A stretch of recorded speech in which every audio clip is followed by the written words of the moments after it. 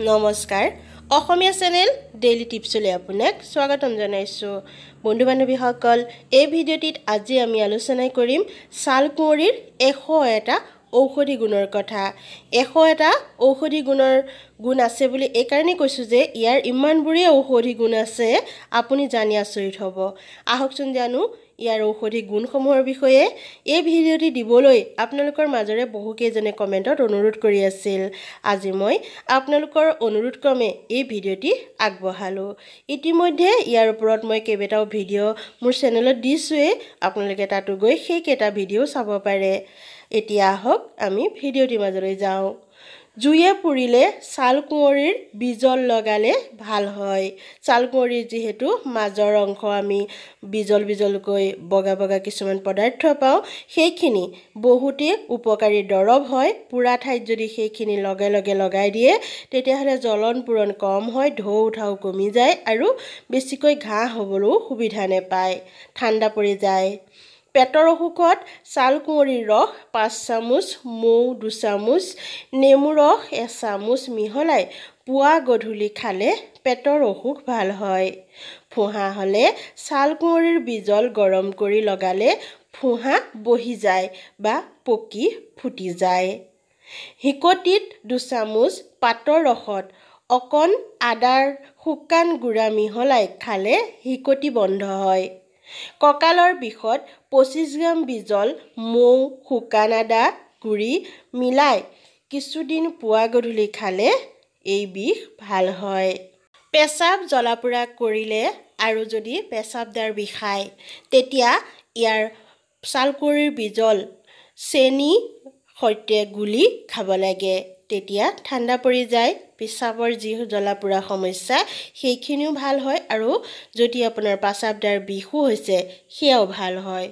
চকুৰ বিষত পাতৰ বিজল চকুৰ পতাত সানি শুব লাগে অকণমান মালিচো কৰিব পাৰে আপোনাৰ তেতিয়া চকুকেইটা আৰাম পায় আৰু বিষ যদি কেনেবাকৈ হৈ আছে সেইখিনিও ভাল হয়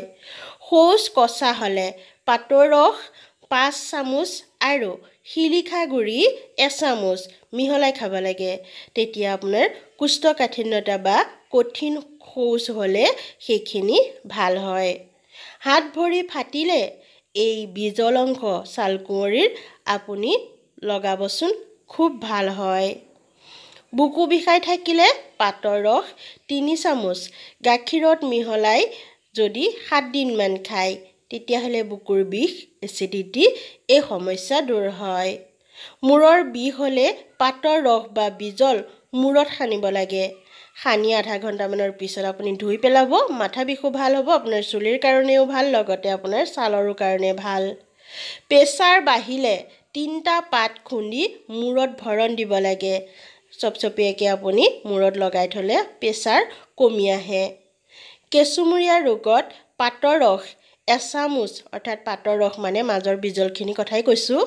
ঘি মিলাই নিয়মিত খাব লাগে তেতিয়াও কেঁচুমূৰীয়া ভাল হয় এই কথা কিন্তু মই কেঁচুমূৰীয়া যিমানবোৰ ভিডিঅ' দিছোঁ তাত কৈয়ে আহিছোঁ ছালত যদি ৰঙা দাগ পৰে তেতিয়াহ'লে মাজৰ বিজল অংশ সানিলে সেই ৰঙা দাগ গুচে আপুনি মাছাজ কৰিব লাগিব কিন্তু এদিনতে নহ'ব কেইদিনমান আপুনি ব্যৱহাৰ কৰিব লাগিব উফি যদি হয় আপোনাৰ মূৰত গা ধোৱাৰ আগত ইয়াৰ বিজলখিনি আপুনি মূৰত সানি 1 ঘণ্টা থাকিবলৈ দিব তাৰপিছত আপুনি মূৰ ধুই পেলাব চাব 3 দিনমান এনেকৈ ব্যৱহাৰ কৰিবচোন আপোনাৰ উফি একেবাৰে নাইকিয়া হৈ যাব চুলিত পাতৰ ৰস লগালে চুলি সৰা বন্ধ হয় আৰু চুলি ধুনীয়াও হয় গৰম দিন বা বৰষুণৰ দিনত ছালত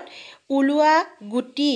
ব্ৰণবোৰত ছালকুঁৱৰীৰ ৰস দিলে 3 বাৰকৈ তেতিয়াহ'লে খুব সোনকালে সেইখিনি ভাল হয় ডেইলি আপোনাৰ একো প্ৰব্লেম নাথাকিলেও